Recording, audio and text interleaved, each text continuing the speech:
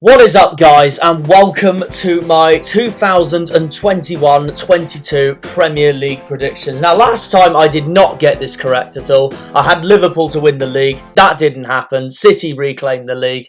Let's get on with this. Right, 20th, Norwich. I don't think they've hardly any improvements at all. They have added a few people in, such as Angus Gunn from Southampton and Billy Gilmour on loan from Chelsea, but they have sold Emi Buendia to Aston Villa, and also it's pretty much the same squad, the same manager, the same squad that got relegated 2 seasons ago when they finished bottom of the league. So I don't think Norwich are going to improve at all. I don't think they're going to solve it. Yes, they are the Championship champions, but I don't think they're going to survive. I think they are going straight back down, and the point is that it's just a casual reminder that Norwich are not good enough for the Premier League, and also they're far too good for the Championship. They're always doing this swing up and down, up and down, up and down, getting relegated, coming back up, getting relegated. They haven't made much improvements to the squad. Angus Gunn could replace Tim Krul in goal, but I'd say they're about the same level. As for Billy Gilmour, that does bring hope, but I don't think it'll be enough for Daniel Farke and his side to stay up. So Norwich, for me, are going straight back down. Case closed. Quick update, I just wanted to throw these headphones on because then I feel I can hear my voice a lot clearer. Yeah. 19th, Crystal Palace, with Gary Cahill, Scott Dan, Wayne Hennessy, James McCarthy, Mamadou Sakho, Andros Townsend and Patrick Van Aanholt all gone. I don't know how they are going to fare this season. Also, given the fact that Roy Hodgson has now officially retired from his managerial career, in comes inexperienced Patrick Vieira. And also comes the loan signing of Conor Gallagher from Chelsea, and also Joachim Andersen from Lyon, who had that brief spell at Craven Cottage last season with Fulham.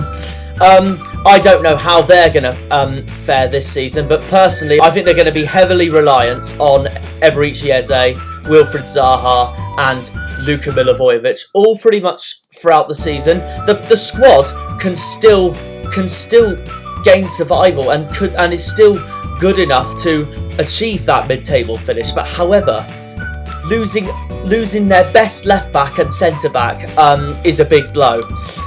So it really depends on how Palace will get on this season, because I have a feeling they're going to heavily rely on Zaha and Eze and Milivojevic. If they get relegated this season, Zaha is gone. No, there is no debate about it. He will want to go to a better team, that's for sure. So Jean-Philippe Mateta is on loan once again from Mainz 05, the Bundesliga club in Germany. Some of their players, such as Joel Ward, they have kept, but I felt despite the fact losing his number 1 spot to Vicente Guaita in the squad, I think losing Hennessy is a big blow. I highly rate him as a keeper. They've got Jack Butland in alongside Vicente Guaita, but I don't think the squad has enough depth to survive. They're capable of surviving, but I don't know how they're going to do in the post-Hodgson era, and seeing other clubs that I think are going to be exciting this season, such as newly promoted Watford and Brentford.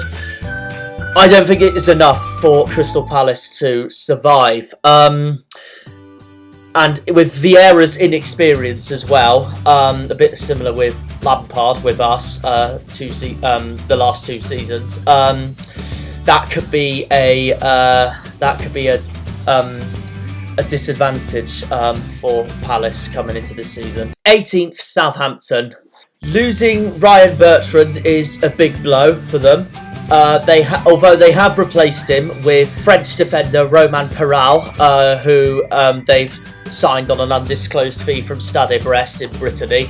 I guess the other good news is they have brought in Theo Walcott completely now from Everton. But the big downside, apart from Bertrand going to Leicester, the biggest downside of them all was losing their main man, their talisman, Danny Ings, has moved across up north to the Midlands, to Villa Park, and they have replaced him with Blackburn Rovers striker Adam Armstrong. I don't know how this is going to pay out for Southampton, especially given the fact that their form second half of the season, last season, was absolutely shocking. It's bizarre because they were virtually top of the league when they beat Liverpool 1-0 at St Mary's, and their form has been just clattingly. I can't speak. Their form has just been shockingly awful. One of the examples being that 9-0 defeat to Manchester United. This is going to be a tough season for them. Ings is gone. Bertrand is gone. There's also been links that Yannick Vestergaard's going to join Ryan Bertrand at Leicester City. And if they go down the season, that'll be James Ward-Prowse gone. He's also been linked to Aston Villa. So if they lose Ward-Prowse as well, then they're really in the trouble, especially given the form they had at the end of last season. I don't think Southampton are going to survive. I do think it's going to be tight between them, Brentford, Burnley and Watford for that last remaining survival spot. But given the fact that Sean Dyche has, he's just done a magnificent job at Burnley and has had way more experience than Hasenhüttl. I don't think Hasenhüttl is going to do it this time. I think he'll be gone midway through the season, and I think it's going to be a tough season for them. Angus Gunn, their second keeper, is also gone to Norwich. I think a difficult season awaits for Southampton, and I think the teams I've just mentioned are just going to edge them on the drop, to beat the drop. 17th, Watford. So for this season, I have predicted 2 of the Championship newcomers to survive in the Premier League season. 1 to go straight back down, that being Norwich. But anyway, I think Watford are going to stay up because they have made, I think they've made some decent signings, to be fair, given the squad they have. They've got Danny Rose from Tottenham and Josh King from Everton as examples. Obviously, the ex-Bournemouth boy, Josh King. The only main transfer that's kind of been kicking for Watford was losing Craig Dawson to West Ham.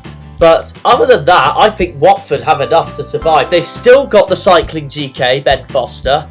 They've still got Troy Deeney. They've still got João Pedro. They've still got Ken Sema. They've still got Nathaniel Chalobah. Still got the ex-Argyle boy, Craig Cathcart.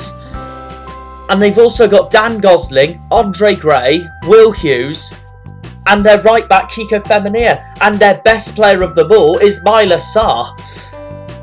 And also the centre-back, Christian Kabasele. I think Watford have enough to survive, so it really depends if Xisco, will he do enough for the Hornets to survive? I think they will. I think he does. And I think he is going to be a surprise and edge out Hasenhüttl's Southampton this season.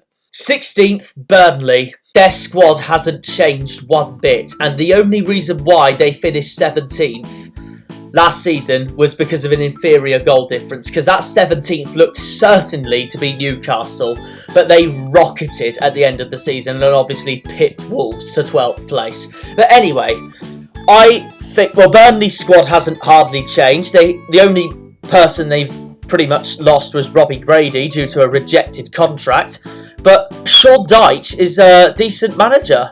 He's done an amazing job for them. He's been in the Premier League with them since 2014, though he got relegated the first time. But other than that, he has literally taken Burnley to survival every season, and also given that with that 7th place finish in 17-18 to add on to it. He's been incredible. They've also signed Wayne Hennessy from Crystal Palace as a brilliant backup to Nick Pope, which I think has strengthened their squad massively, even though it hasn't changed. They've still got the same team. They've still got likes of Matthew Lowton, Jack Cork, James Tarkowski, Ben B, Goodmanson, Chris Wood. Chris Wood was electrifying last season, I thought, for Burnley. Ashley Barnes, Dwight McNeil, Ashley Westwood. I think they have enough. And I think Dyche is going to do it again. I think it'll be a comfortable survival for Burnley this season. I think they've got it in the bag. 15th, Brentford. Now, I watched some of their football last season, and I think Thomas Frank's style of football is very, very exciting. I think they will be ones to watch this season. The squad reminds me heavily of Huddersfield when they came up in their first season, and I think they're going to do it. The squad looks young and exciting. Thomas Frank looks like an exciting manager. They haven't sold anyone main from this season for their transfer window, and also they've signed a new centre-back in Norwegian Christopher Ajar from one of the most decorated Scottish clubs in the world, Celtic. And I think that has been a boost for Brentford. Now, Ollie Watkins will be absolutely kicking himself, because the reason why he left Brentford at the end of the 2019-20 season was because they missed out on promotion and lost in that final to Fulham. If they went up a season before, I think Ollie Watkins would have been at Brentford right now and not at Aston Villa. But now Brentford have now come up, but they have replaced Ollie Watkins in Ivan Toney, whose last club was Peterborough United, and he's been electrifying for Brentford.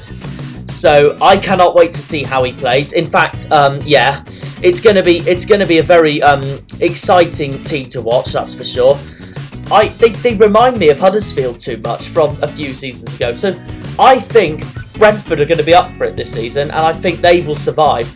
I think they'll want it more than Norwich will, and Norwich's squad hasn't changed one bit, really, and also losing Emi Buendia to Aston Villa. I think Brentford are going to do it. I think Brentford are going to defy the odds and survive this season. 14th, Brighton. Now, guess how many wins Brighton have had every single season since they've come up to the Premier League in 2017? 9. 9 wins is 27 points. What they were mainly known for last season, though, that guaranteed them their survival, was the amount of draws they had. They had 14 draws and 15 defeats, and the 14 draws makes that 41. And usually, it's past the 40-point marker to survive in the Premier League. And with Graham Potter still in charge, the team play very defensively. That's for sure, given the fact that one of their players is, of course, Yves Bissouma, who I thought was their best player of the season last season. He was absolutely phenomenal, and they've done brilliant to keep hold of him, because he's been linked with transfers away to better teams in the Premier League. They've done brilliant to keep Bissouma. The only downside was selling Ben White to Arsenal, but other than that, they've kept Tariq Lamptey, they've kept Lewis Dunk, they've kept Adam Webster, they've still got Bissouma, and up front, they still got Mopé and Trossard. I think Brighton will do enough, and I think Graham Potter is a criminally underrated manager. I think they're going to still be consistent with those 9 wins, maybe get more. If they get less, then they're going to struggle, and they'll probably go down, and Graham Potter will probably lose his job. But I think they'll do enough. I think they're a criminally underrated squad. I think they'll do enough to stay in the Premier League. 13th, Newcastle. Now, last season, I honestly thought Fulham were going to survive and Newcastle were going to go down. But then came back their talisman and star man, in my opinion, Alan Saint-Maximin, and also the arrival of Joe Willock on loan from Arsenal, even though, despite the fact he is not at Newcastle at the moment, they haven't re-signed him yet, and those two were the key as to why Newcastle survived this season. And they went from 17th to 12th on the last day. That's mad. And who would have thought Steve Bruce, of all people, would have achieved that? That's fantastic, considering the season Newcastle had last season. They looked relegation certainty, but then Fulham's form dipped, and that's why Newcastle survived. But anyway, I know I don't rate Steve Bruce that hugely much. There's a lot more managers I rate highly more than Steve Bruce. Not saying that Steve Bruce isn't a bad manager, of course. He's obviously a lot better manager than what I can manage, that's for sure. But anyway, given the squad they have, obviously they signed Callum Wilson and Ryan Fraser, both from Bournemouth last season. That's the only downside, though, with them this summer, is that they haven't really made any improvements. They haven't really signed anyone. But they have kept pretty much everyone. I guess the only person they've really lost was Christian Atsu. But yeah, Callum Wilson's still in the squad, as is the likes of Saint Maximin and Almiron. Their so-called flop, Joe Linton, is still in the team. Obviously, he once again had a frustrating season last season, but there were some games of him last season that he actually played pretty decent, I'm not going to lie. So that might change this season, but I don't know, you never know. Given the squad they have, I think it'll be enough to survive this season. 12th, Everton. I think they're going to seriously underperform this season. All that hard work that Carlo Ancelotti has brought in ever since he's become part of the club, despite the table finishes they've had, I honestly thought if they kept him, they were going to do even better than what they had last season. But what ruined Everton's season last season from qualifying for Europe was their home form. Their home form at Goodison Park, which is now going to be their home for like 2 more seasons until they move to the Dockyards in Liverpool. But anyway, their home form last season was awful. That does not look good at all, given the fact that they've got players such as James Rodriguez, Richarlison and Dominic Calvert-Lewin. Gylfi Sigurdsson might not even play for a start due to the fact that last month he got arrested for alleged child sex offences. So that will probably hinder their squad as well if he gets suspended completely for most of the season. That will be a damaging impact for them. Rafa Benitez also is very culturally associated with his time at Liverpool, not at Everton. He branded Everton as a small football club when he was at Liverpool, given the infuriation of Everton fans for that comment. Everton fans don't want him. They don't want him at all. And I don't know how they're going to form a relationship with him. I guess the best way to have a good season for Everton this season is if basically the fans get along with Rafa Benitez. It's as simple as that. I don't know how they're going to get along with Rafa Benitez, and also if they don't pick up their home form from last season, then they're going to struggle, and I think they are going to finish worse than 10th. Only by 2 positions, but still. I guess the slight good news for Everton is that they have brought some players in, but they are players that we have seen in the Premier League before, and that's Asmir Begovic, Demarai Gray and Andros Townsend. Given with the other teams that I've predicted higher than Everton, I don't think they're going to do enough to qualify for that final European spot in 7th place. 11th, West Ham. Now this was a hard one for me because for me, they were team of the season last season. Most people were like, oh, no, team of the season last season was Manchester City because they won the Premier League. But no, for me, team of the season last season was West Ham. Their improvements last season was spectacular to finish in that 6th spot and qualify for the Europa League. That is a football club's dream, and that is what West Ham achieved last season. It was absolutely incredible their season was last season. I thought Thomas Souček was the best defensive midfielder in the league last season. What a signing he is. As is Vladimir Koufal, their new right back. What a signing he has been. And they've pretty much kept the same players. It's just the only thing being I've brought them down the table slightly because they have got Europe this season as well, and I think that will give the squad and David Moyes a bit of a harder time in the Premier League this season. But if they can do well in Europe this season, then that's not a bad season at all for West Ham. The other downside being is that Jesse Lingard has gone back to Manchester United as it stands. If they re-sign him, then 100% West Ham will be fighting for Europe again this season. 100%. The man was phenomenal last season for the Hammers. And I don't know why. I haven't read anything about Jesse Lingard wanting to leave Manchester United. I think he should. Even Manchester United legends Roy Keane and Gary Neville are telling him to join West Ham, given how fantastic he was for them last season. And that's the thing. If Jesse Lingard stays at Manchester United this summer, I think it'll be a massive mistake. He loved playing with Declan Rice, Thomas Souček, Jarrod Bowen and Mikel Antonio, etc. He absolutely loved it. Also, given the fact that West Ham have signed a few players, they've signed Craig Dawson from Watford to strengthen their defence. They've now got a backup keeper on loan to Fabianski in Alphonse Areola from Paris Saint-Germain. That's probably because of the fact that the French Giants have just signed Gianluigi Donnarumma from AC Milan as goalkeeping competition to Keylor Navas. Yeah, that is probably the reason why Areola is once again at a Premier League club. But anyway, I think it will be a tight fight for that 7th place, for that Europa Conference League qualifying position. Obviously, it's 5th and 6th for the Europa League, but anyway, yeah. It will be a tight one, but given the fact that West Ham are in Europe this season, I think they'll slightly struggle more in the Premier League this season. But you never know, they might surprise us. They might have another fantastic season given the squad they have. Although it is Mark Noble's final season at the club, so after this season, they're going to have to try and replace him to go in that midfield with Declan Rice and Thomas Souček. To continue that fantastic midfield. Declan Rice, for me, is one of the best defensive midfielders in the Premier League, as with Thomas Souček. I thought Souček was the best defensive midfielder in the league last season, and I think they're both in the top 5 for the best defensive midfielders in the league at the moment, 100%. They're both a fantastic defensive midfield partnership, and if they do bring Jesse Lingard full-time into West Ham, then they're going to be there. They're going to be there.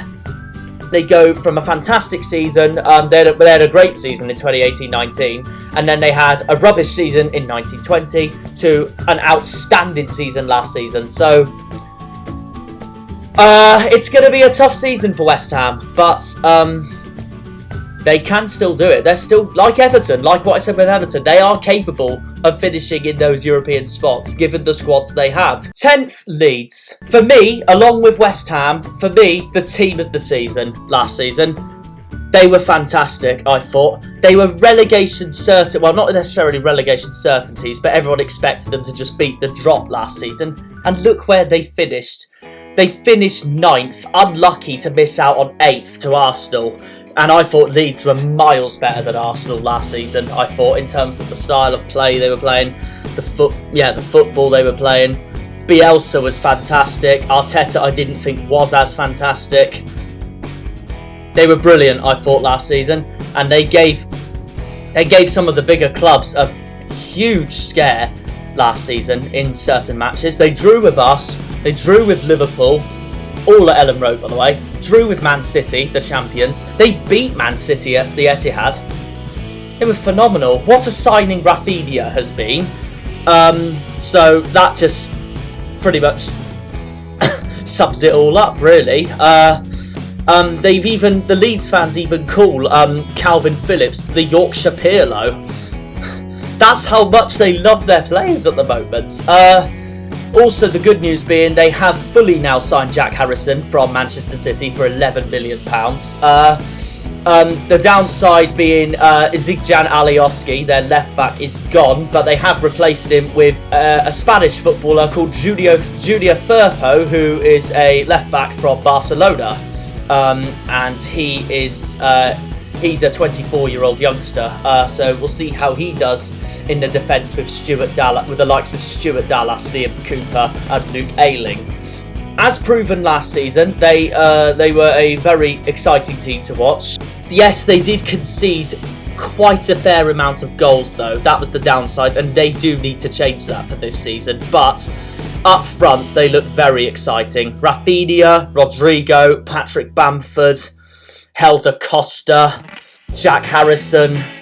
They look really. I think they're a decent team, and for me, along with West Ham and Man City, they were the teams of the seasons last season in the Premier League. They've been fantastic, and given the squad they have and the manager they have, he's freaking fantastic of a manager. He is, Bielsa. I think they'll once again be in the mid-table, be in one of the mid-table positions, no problem. I don't know if they'll do enough for Europe. I don't know if they'll do enough for Europe. If they do, it'd be a remarkable achievement. I do think Leeds are going to comfortably be in the top 10, even though the teams above I do think are going to do better than them. But don't rule them out. They were phenomenal last season. 9th, Wolves. There is one big downside, two big downsides, I'd say, for coming up for this season for Wolves, and that was losing goalkeeper Rui Patricio to Jose Mourinho's Roma, and the second of all, Nuno Espirito Santo departing for Tottenham. They have replaced him with a new Portuguese manager in Bruno Lage, who was a Portuguese champion with Benfica. He won the Premier Liga with Benfica, the 2018-19 league title with Benfica, and also the 2019 Super Cup. I guess the downside being is inexperience with him as manager. However, it's Wolves. It's the Portuguese colony of the Premier League. They basically need a season where Raul Jimenez, a key player like him, is pretty much not injured for most of the season, because that's what ruined their season last season by finishing in 13th. They struggled immensely without Jimenez last season, but he's back. He's back now for this season, and also I think he's one of the best strikers in the Premier League on his day. He's a phenomenal striker. They have replaced Patricio with a new Portuguese keeper in Jose Sá. Also, they have signed youngster Francisco Trincaio on loan from Barcelona, and I watched him in pre-season against Celta Vigo, this being because my brother is a Wolves fan and he's in the Wolves Academy trying to become a footballer. He's 12. Anyway, we watched Trincaio, and he was class, I thought. He played really well. And that adds up to the attack with Podence, Neto, Jimenez and Adama Traore. They've kept the majority of their squad from last season. The only one leaving has been Rui Patricio. Also, Fabio Silva will now have time to learn with his new club. That's for sure. So this season he will probably start to mature more enough with his new team after a pretty difficult season last season. They haven't retained Willian Jose though, because as we know, he was on loan from Real Sociedad and he is staying at Real Sociedad as it stands. If Wolves do fully sign him, which I don't think he will, I don't think Wolves will, then they're going to heavily rely on Jimenez and Fabio Silva. If Jimenez gets injured again, or one of their key players gets injured for the majority of the season, then I don't think they're going to be in the European spots, that's for sure. But I do think they'll be there around that 7th, 8th, 9th, 10th, 11th place battle, 12th place battle. They've got a very exciting squad. To all the people that have been saying the project is over is wrong. They've, apart from Patricio, the last two seasons where they've had 2 7th place finishes, all they've lost is Doherty and Diogo Jota. Jota, for me, was the bigger loss with him going to Liverpool. Doherty went to Tottenham. Now he's reunited with Nuno at Tottenham. They replaced Doherty with Nelson Semedo from Barcelona, who I thought was, well, it wasn't exactly superb last season, but he is still an outstanding player. That's the way I see it. And he could be one to watch this season, Semedo.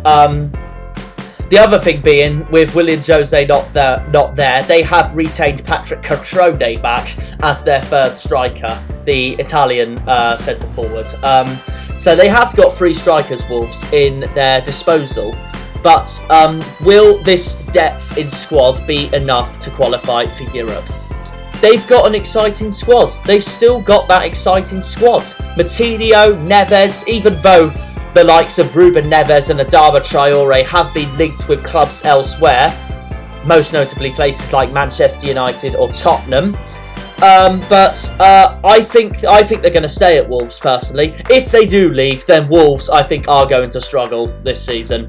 If both Neves and Traore leave, but I don't think they're going to leave.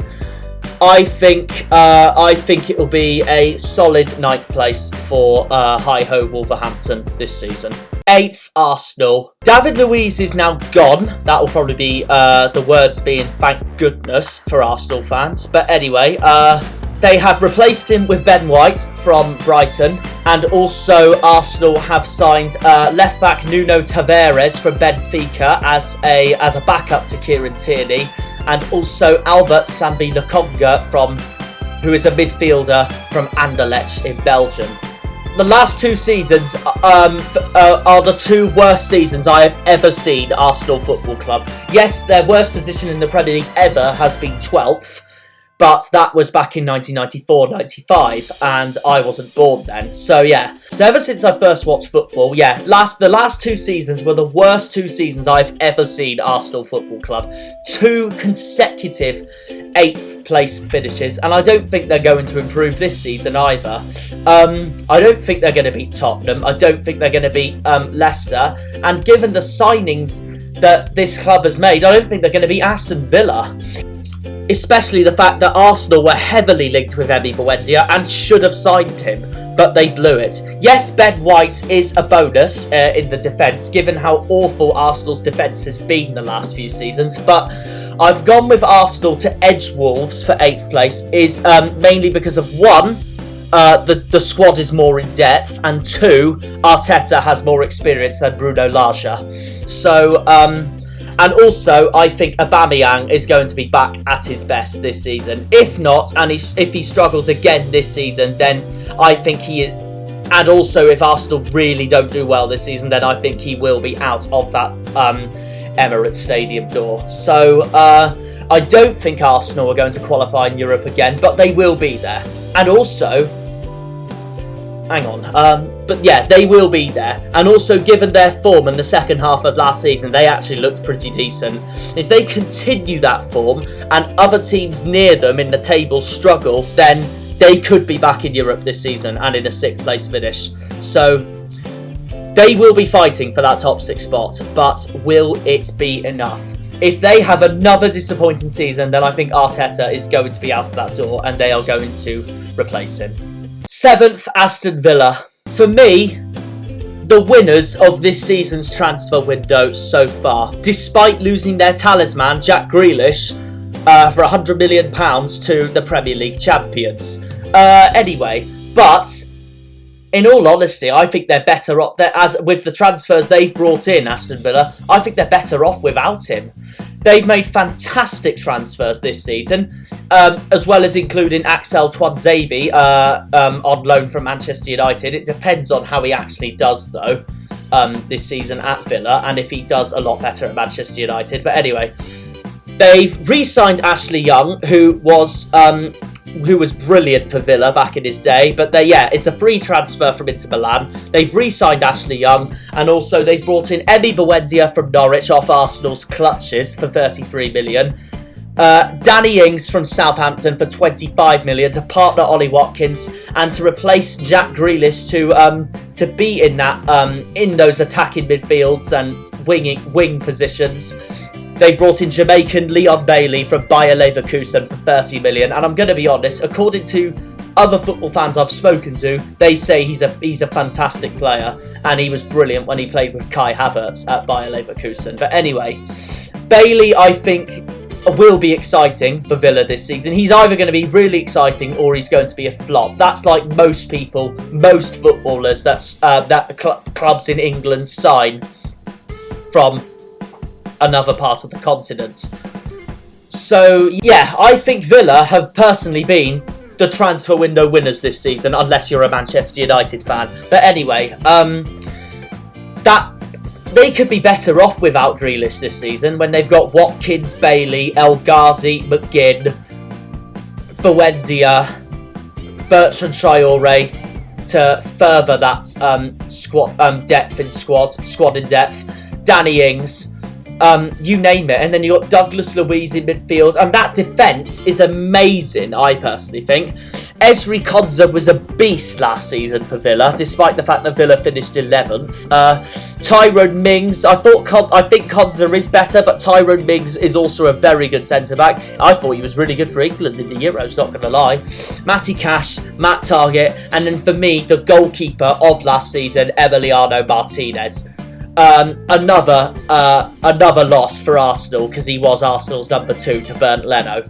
But Martinez has revitalised Aston Villa. People go on and say Jack Grealish was Villa's player of the season last season. I totally get that. But for me, it was Emiliano Martinez. He has transformed the defence of Aston Villa Football Club.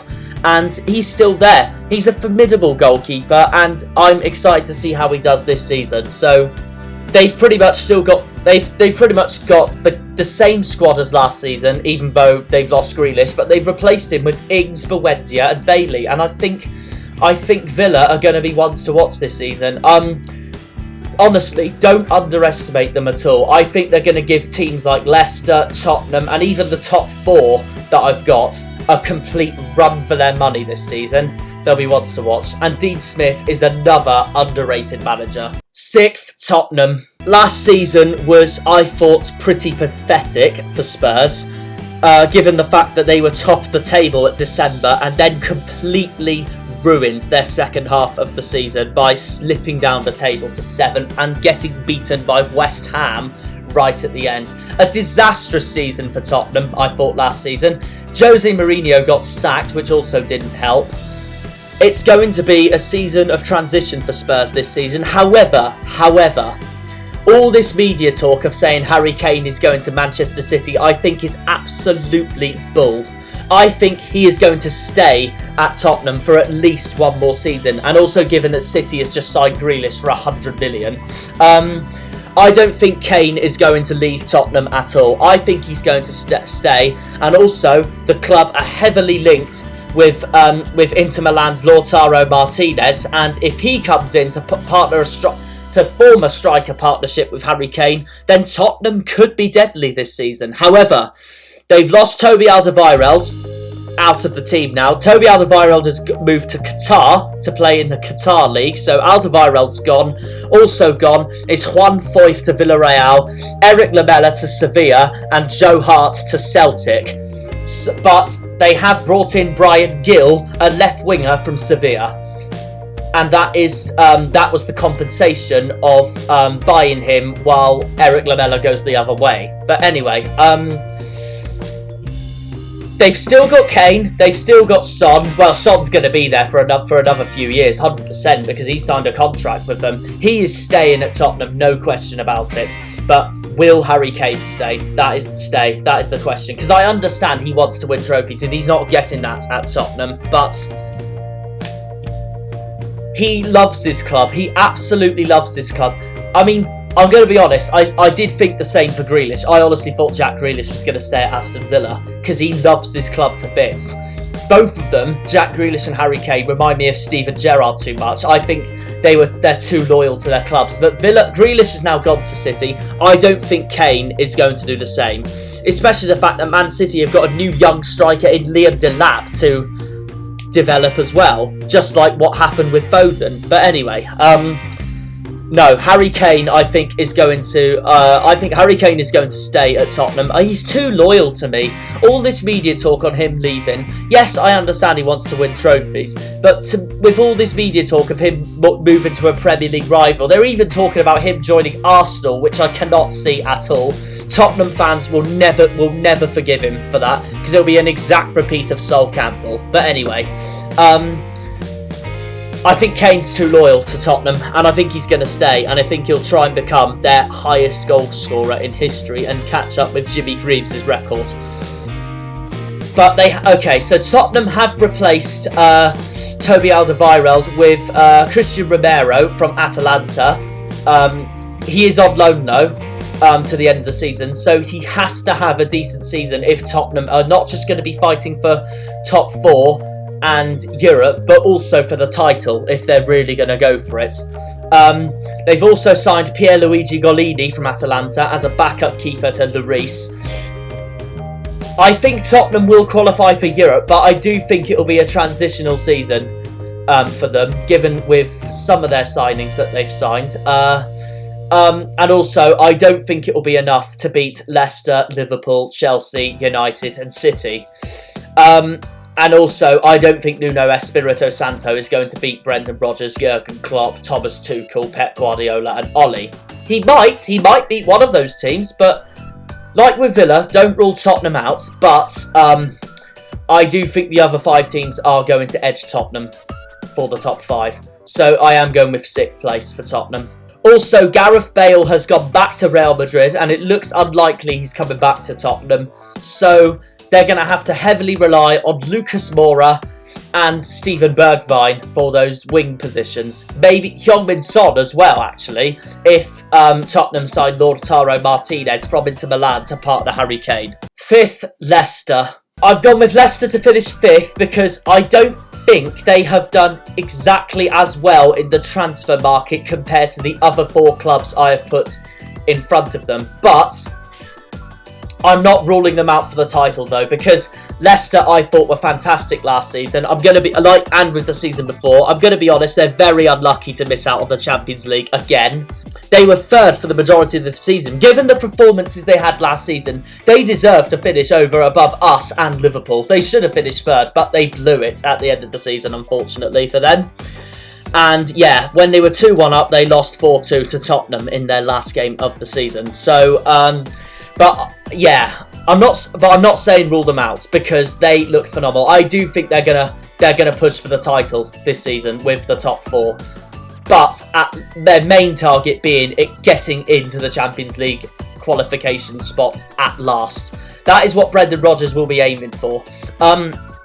They've made a bright start already by beating Man City in the Community Shield, but they'll want to go to do well again in the Premier League this season. Of course they will. They've signed Ryan Bertrand from Southampton as a left-back backup to Timothy Castagna. They've also signed a defensive midfielder. Oh, excuse me, I'm about to cough. From Lille in the French league, they've signed Bibakari Samer as a defensive midfield, either backup or partnership with Wilfried Ndidi.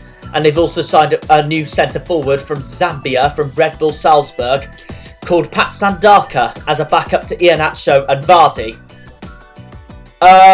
Yeah, there'll be another ones to watch this season because they have a brilliant squad. James Justin will come back from injury to help with that defence. Yuri Tillemans, I thought, was magnificent last season. For me, Leicester's player of the season. Even Liverpool were linked with him this summer, given how fantastic of a player he was. He obviously scored that FA Cup winner against Chelsea last season. It was an absolute screamer, that's for sure. Anyway, Leicester, I think, are going to be 5th because even though Brendan Rodgers is, of course, a fantastic manager, we all know that, with the transfers Leicester have made this season compared to Chelsea, Liverpool, Man City and Man United, I don't think they're going to do as well. And I think the other 4 clubs are going to edge it. But they are in the Europa League again this season, and to be honest, Brendan Rodgers might even go for that to qualify for the Champions League. He might change his tactics. He might not push for the Champions League again. In the Premier League. Instead, he could push for the Champions League by winning the Europa League, and that will guarantee Leicester Champions League qualification by winning the Europa League. So he can do one way or another. So it's going to be one way or another for Leicester this season, but they are going to push and they are going to be there, no question about it. Their last 2 seasons have been fantastic and also agonisingly close. 4th, Liverpool. So I found it very tough to choose between Liverpool and Manchester United for that 3rd spot. The good news being is that they have signed Ibrahima Konate from RB Leipzig for £36 million to partner Virgil van Dijk at centre-back. The downside being they have sold Jorginho Wijnaldum to Paris Saint-Germain, and that for me is a big blow for Liverpool. But they were Premier League champions 2 seasons ago, and they will once again be in the hunt for the title this season. They cannot have a repeat of injuries like they did last season, and that's what costed them the title. If they keep the momentum going of the season they had in 2019-20, then they will 100% be challenging for the title this season. But I've gone with the other 3 ahead of Liverpool, mainly because of Wijnaldum's departure. I know it's just one player, but it could still be a big impact for the squad. But Liverpool fans will be complaining to me, why have you put us 4th if you're talking about us fighting for the title? I'm not saying it's a bad fourth, I'm saying this is a good fourth, because I think it's going to be very tight between the Reds, the Blues, the Red Devils and the Citizens this season. I really think it's going to be that close this season. And also, I don't think City are going to run away with it this season like they did at the end of last season. The start of last season was agonisingly close, we all knew that. Liverpool, Tottenham and Chelsea were fighting for the title, but then Chelsea's form dipped, Tottenham's form dipped, and then City and United came up to the top, and then Liverpool's form dipped. It'll be a good fourth place, no question about it. But it's gonna be tough. I don't know. I've gone with United to edge them though, because of the fact they've signed Jadon Sancho and Raphael Varane, and that has really belted their squad. And Liverpool have lost Wijnaldum to PSG, but they will 100% be fighting for the title this season. They still have the title-winning squad from 1920, apart from Wijnaldum. He is the only one really that isn't really there.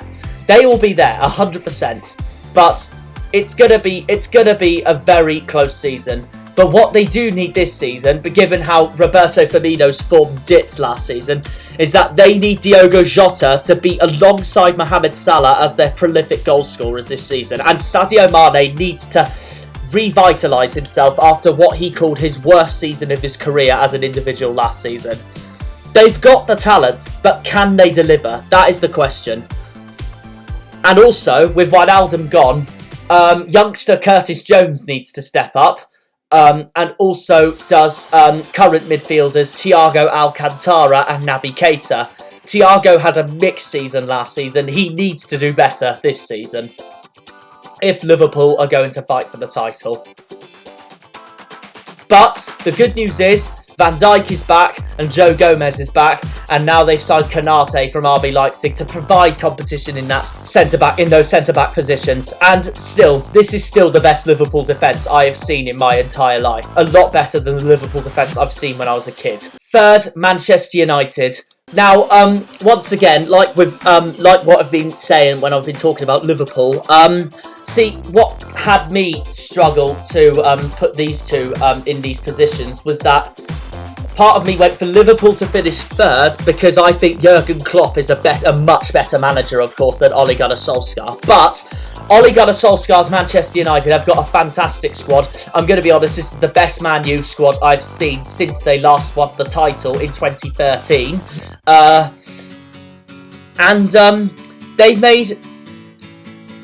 They've made new signings as well. Jadon Sancho's come in from Borussia Dortmund, and also they look to 100% sign Raphael Varane as well from Real Madrid. Raphael Varane is leaving Real Madrid, we all know that, and Manchester United are the firm favourites to sign him. Varane has had his medical, he's closing in on his transfer. It hasn't been confirmed yet, but it is most definitely likely to be confirmed, and that defence will look very scary in Luke Shaw, Harry Maguire, Raphael Varane and Aaron Wan-Bissaka. And Luke Shaw for me was Manchester United's player of the season last season. And with Sancho signing from Dortmund, an ex-Manchester City academy player, Jadon Sancho, he will be up to get United to the title and get revenge on his former club City for releasing him to Borussia Dortmund in the first place, where of course he has been incredible for Borussia Dortmund. But yeah, their lineup looks really good this season. Even though David De Gea's second half of last season wasn't quite as promising, and in came the Sheffield United Keeper of the Season in 1920, and for me, Keeper of the Season in 1920 overall in the Premier League, Dean Henderson. United still have that competition for the number one spot, and they're both very, very good keepers. Then they've got Shaw, Maguire, Wan-Bissaka and Varane at the back, if he does come to Old Trafford, that's for sure. The only weak point for United for me is defensive midfield. I'm not saying Fred is a terrible player, he's of course a brilliant player, but I don't think he's the same level as the likes of Fabinho, Calvin Phillips, Declan Rice, and definitely N'Golo Kante from us. Well, for me, and Wilfred Ndidi. Kante for me is the best defensive midfielder in the world. But anyway, Fred, Fred is still a decent player, but then you got the midfield that looks really promising for Man U in Paul Pogba and Bruno Fernandes. Then you've got Marcus Rashford and Jadon Sancho with Edison Cavani up front. I guess that's the only other downside for United, is that Edison Cavani is very old. He is, how old is he? 34. And that reminds me of when Zlatan Ibrahimovic was at United. First season he got there, incredible. Second season, he hardly played. And that's what I worry about with Cavani this season, given the age he is. And his career is nearly coming to an end. But last season I thought he was really decent for United. He played really well, I thought. So he needs to continue that form if he wants United to chase for the title this season. And with the signings of Jadon Sancho and most likely Raphael Varane, Ole Gunnar Solskjaer is going to push for that title. It also, with Sancho coming in, provides competition for youngsters like Mason Greenwood, Anthony Martial, even though he was shocking last season, but he might revitalise himself this season. But they are talking about that he could be leaving Old Trafford this season. Daniel James, he's also there, the Welshman. And also Jesse Lingard, even though he could be going back to West Ham from his loan spell last season. But their squad in depth looks decent this season. It's the best squad in depth I've seen from United since 2013. But I don't think Ole is going to win the title, personally. And I think United are going to finish third. But it will be a good third, I will say that. Same with Liverpool. I think they're going to push for the title, but I don't think it's going to be enough. It will still be a good season, though, for both the clubs. Second, Manchester City. The most prolific goal scorer in City's history, Sergio Aguero, has now left for Barcelona. He is now finished, meaning City and Pep Guardiola are now looking for new talents to play up front. They've bolstered their squad by signing Jack Grealish from Aston Villa. He will be providing competition on the wings with the likes of Raheem Sterling, Gabriel Jesus, Ferran Torres, Phil Foden, Bernardo Silva and Kevin De Bruyne. Not just the wings, but also all these attacking positions, and Riyad Mahrez as well. Bernardo Silva, I think I mentioned Bernardo Silva already, I don't know, but anyway, yeah. And also with Liam Delap coming in, City squad very soon as the youngster, unless he has a move away. But I think he will be just like Phil Foden. I think he's going to come into the team straight away. And one of my best mates is a City fan. He follows City quite well, and he says Liam Delap is City through and through, just like Foden. So yeah, I haven't gone with City winning the title though this time, because they're going to heavily rely on Gabriel Jesus up front, because most of their players usually play on attacking midfield or on the wing. But Raheem Sterling can easily play up front, as can Kevin De Bruyne, as can Bernardo Silva. They proved it last season, and that's why City won the title. They took advantage of other clubs' misfortunes last season, and that's what got City the title this season. But I think Chelsea are going to edge it. And I still think that Champions League defeat for City last season to us hinders them still.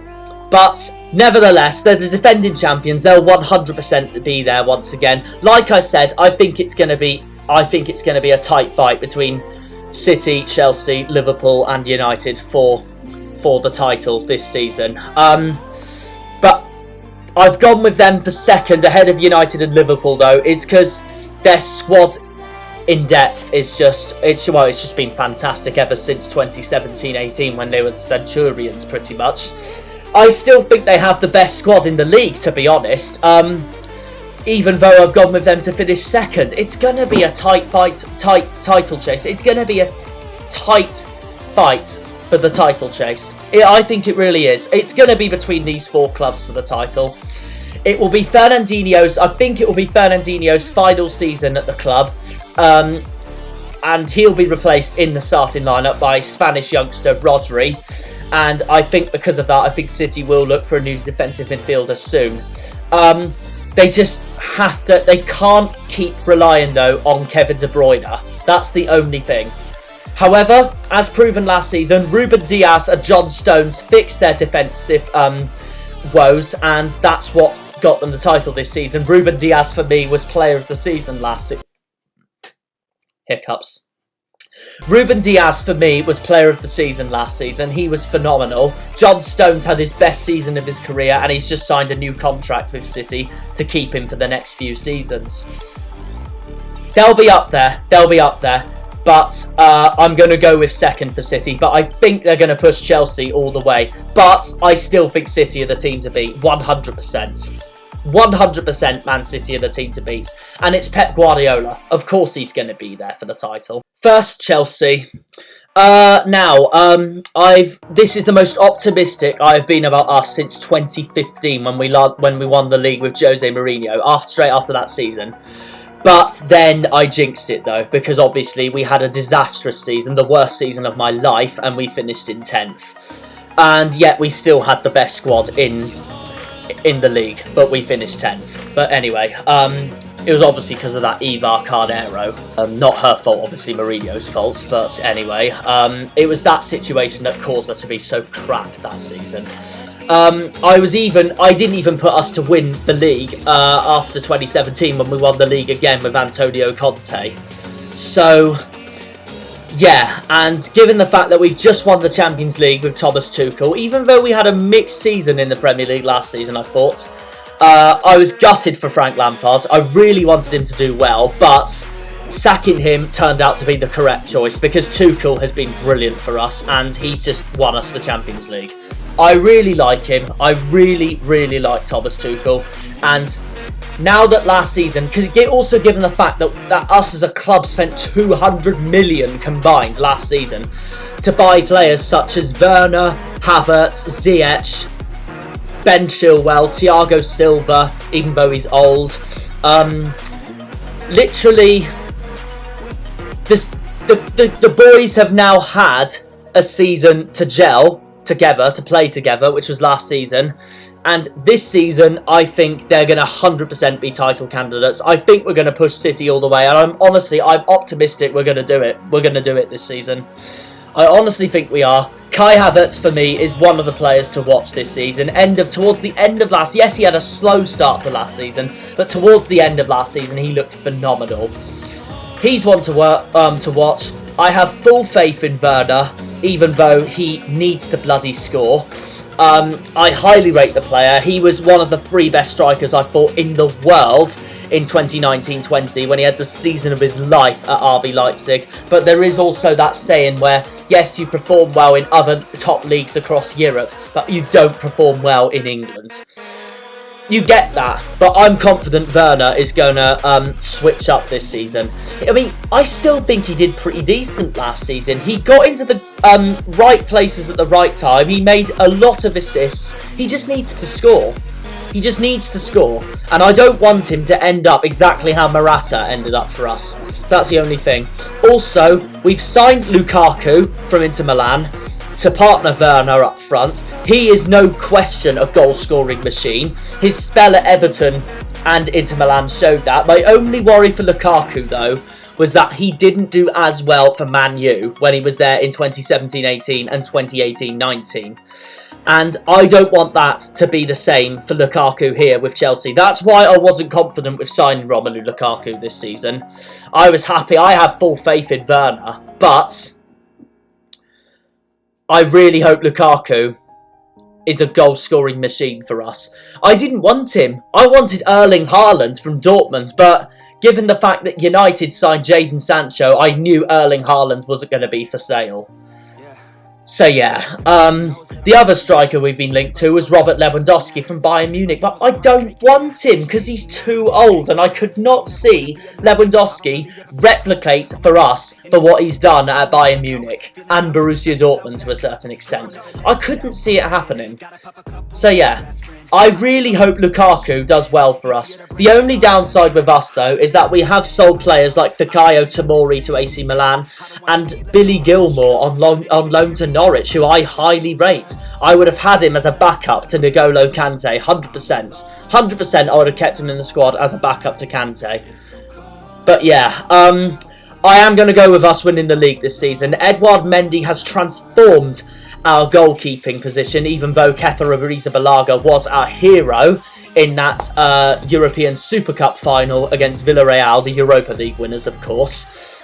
And Kepa, for me, is going to be, with Willy Caballero gone as well, Kepa is now 100% the second choice keeper to Mendy. So let's see if he does well as a backup to our new number one, Edouard Mendy. If Kepa fails to deliver again this season, though, even as that he joined our club as the most expensive keeper in the world, he will be gone if he has another shocking season this season. So, even though he was brilliant in that European Super Cup final. But anyway, Mendy is class. He was class last season. He showed that. He definitely wasn't the best keeper last season, but he was definitely one of them. He wasn't the best, but he was one of them. Reece James is phenomenal. Thiago Silva was brilliant. Ben Chilwell was brilliant. The squad is brilliant. They just need to gel together this season if they're going to fight for the title this season. And with us signing Lukaku, that's going to give us extra push to fight for the title this season. But I think Thomas Tuchel's going to do it. I think he's going to do a repeat. Well, not exactly a repeat. But similar to what Antonio Conte did for us in 2016-17. The first season he got to us and he won the title. Yes, Thomas Tuchel joined us last season, but it was halfway through the season. So this is Thomas Tuchel's first proper season at Chelsea. But no, I am very confident we're going to do well this season. And yeah, it's the most confident I've been since 2015 about Chelsea. And I just hope it just doesn't jinx it. I just hope I don't jinx it like I did in 2015 when we somehow finished 10th in 2015-16. An absolute shocking season that costed Mourinho his job. But anyway, I'm going to go for it. I'm going to go with us winning it, with Man City to finish second, United to finish third, and Liverpool to finish fourth. That is my top four, but it's going to be tight between those four teams, in my opinion. Very tight. So yeah, that is my Premier League predictions. Now I am going to, before I finish this video, I am now going to predict match week 1. So yeah, the games that are coming this weekend. So we start off with the Friday night clash between Brentford and Arsenal. It's Brentford's first game in the Premier League, of course, and they're a newly promoted side. I think they're going to be up for it, and they're home as well. I am going to go optimistically going for a 3-3 draw between Brentford and Arsenal. Not saying Arsenal will lose, though. So yeah, I'm going with... I'll write this down so I remember, so I don't forget like a blithering idiot. Hammond, you blithering idiot! So 3-3 I went for between Brentford and Arsenal. Manchester United Leeds at Old Trafford. I'm going to go with 2-1 Man U. I think Leeds will run them close, but I think it'll be a home win to start United's season. It'll be 2-1 Man U, I reckon. Leicester Wolves. Oh, that's a tough one. Oh, that is a tough one. Wolves don't necessarily, the last few seasons haven't had a great record at the King Power, but 2 seasons ago in 1920 they should have won it 1-0, but it was ruled out offside by VAR. I am going to go with a draw in this match. I'm going to go with 1-1. Chelsea Crystal Palace. I am going to go for a home win for us, 3-1, to kick off the start of our season.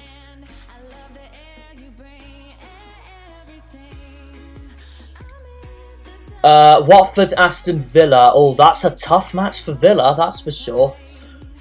But I do think with their new signings, I think they're going to be too strong for what. I'm going to go with a 2-0 win. No, sorry, I'm going to go with 2-1 to Aston Villa.